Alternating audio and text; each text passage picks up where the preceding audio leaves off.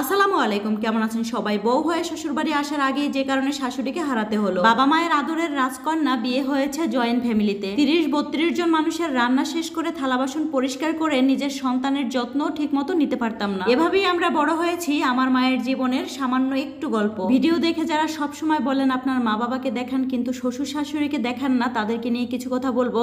আগে একটু বলি, আজকে আমার মা সাগরের একটা মাছ রান্না করবে, যে মাছ আমরা আগে কখনোই খাইনি। আর মায়ের হাতের যে কোনো রান্না তো অনেক বেশি মজা।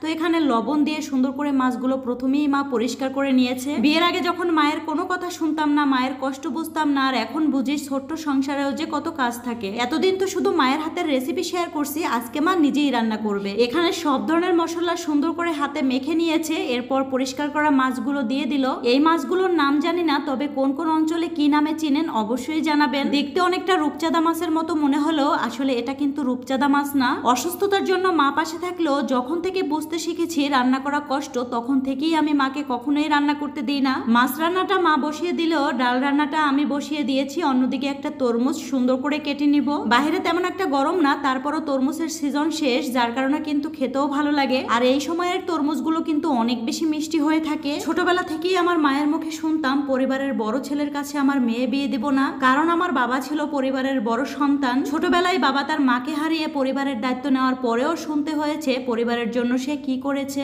আর এই ভয়টা মায়ের মধ্যে সবসময় কাজ করতো। আর আমার ভাগ্যটা এতটাই ভালো, আমিও পরিবারের বড় বউ হয়েছি। যাই হোক, তরমুজগুলো কাটার আগেই জামাই বলতেছিল তার নাকি লবণ দিয়ে তরমুজ খেতে মন চায়।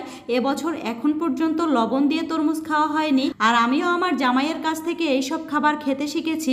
অন্যদিকে আমি রান্নাঘরে চলে আসছি, ডালগুলো সুন্দর করে কষিয়ে নিব প্রথম। আর এইভাবে ডাল রান্না করলে কিন্তু এমনিতেও ভালো লাগে।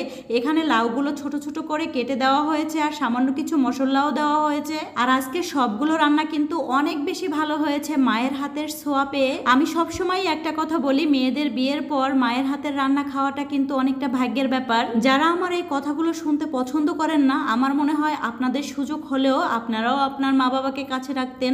আর পৃথিবীতে সব সন্তানই চায় তার মা বাবাকে কাছে রাখতে, কিন্তু আমাদের সমাজে মেয়ের বিয়ের পরে তার কাছে মা বাবা থাকাটা মোটেও পছন্দ করেন না। আর কেন বা করেন না আমি নিজেও জানি না। আর আমার মা বাবা যে সবসময় আমার পাশে থাকে এমনটা না। আপনারা অনেকেই জানেন যে আমি অসুস্থ, যার কারণেই মা বাবা অধিকাংশ সময় আমার পাশে থাকার চেষ্টা করে, শুধুমাত্র একটু ভালো রাখার জন্য আমাকে। যাই হোক, অন্যদিকে ঢেঁড়স ভাজি করতে বসিয়ে দিয়েছি শুকনো মরিচ দিয়ে, আর অন্যদিকে কিন্তু কাঁচা মরিচ নিয়ে চলে আসছে।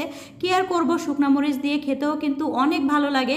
তো এইভাবে ঢেঁড়স ভাজিটা আমি পছন্দ করি। আমি সবসময় একটু হাই হিটে ভাজি করি, আর হাই হিটে যে কোনো ভাজি করলে কিন্তু অনেক বেশি ঝরঝরা হয়। দুপুরবেলা ডাল আর মাছ দিয়ে খাওয়া হয়েছে, বিকেলবেলা ঢেঁড়স ভাজি করেছিলাম। আর এখানে আমি আমার তরকারি রান্না করতেছিলাম। এই তরকারিতে কিন্তু অল্প একটু তেল ব্যবহার করা হয়েছে।